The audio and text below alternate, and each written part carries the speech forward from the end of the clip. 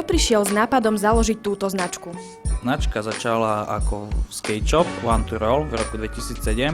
Vyrábali sme trička a postupom času nás napadlo, že bol by vhodný košický air. Keď sme to skúsili, tak sa to uchytilo, že sa to vytvorila z toho vlastná značka Kere.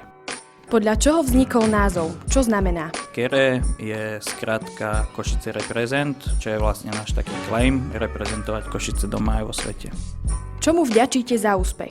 Našimi hodnotami sú lokálna výroba a kvalitný dizajn. Snažíme sa marketingovo pracovať s publikom dlhé roky, tak pomaličky sa to stále rozvíja a rastie to.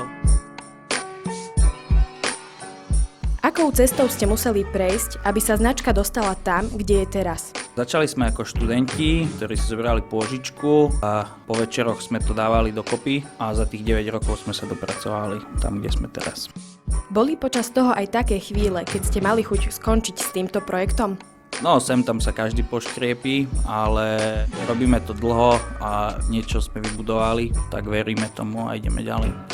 Keďže vyrábate oblečenie s motívmi Košíc, je atraktívne aj pre nekošičanov? Máte zákazníkov, ktorí nie sú Košičania a nič ich s týmto mestom nespája?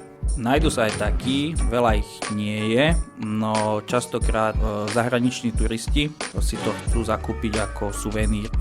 Aké je vaše obľúbené miesto v Košiciach? Máme radi celé Košice, či už je to naša krásna hlavná, alebo aj tu pred Kultúrparkom sú krásne priestory.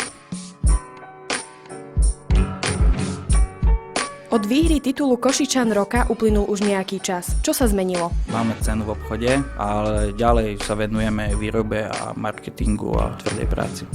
Ako plánujete rozšíriť značku? Stále vyrábame nové produkty, či už je to spodné prádlo alebo doplnky, nové kolekcie. Považujete lokálne firmy ako konkurenciu alebo s nimi plánujete nejakú spoluprácu? Trh je malý a musíme si všetci pomáhať, čiže snažíme sa spolupracovať s lokálnymi umelcami, ale aj ostatnými inštitúciami. Z koľkých ľudí pozostáva tým, ktorý za tým stojí? Tým má okolo 8 členov, 2 konatelia, 1 produkčný manažér, 3 predajcovia, web developer a reprezentačný tým je tiež okolo 10 ľudí.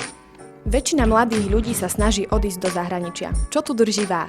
Drží nás tu láska k mestu a rozbehnutý projekt, za ktorým si stojíme, niečo sme vybudovali a ako sa hovorí, že v zahraničí je frajerina odísť a u nás je frajerina ostať. Čo má človek urobiť preto, aby sa stal tvárou vašej značky? Kľudne nám napíšte či už na Facebooku alebo mailom na kere@kere.sk. Budeme radi.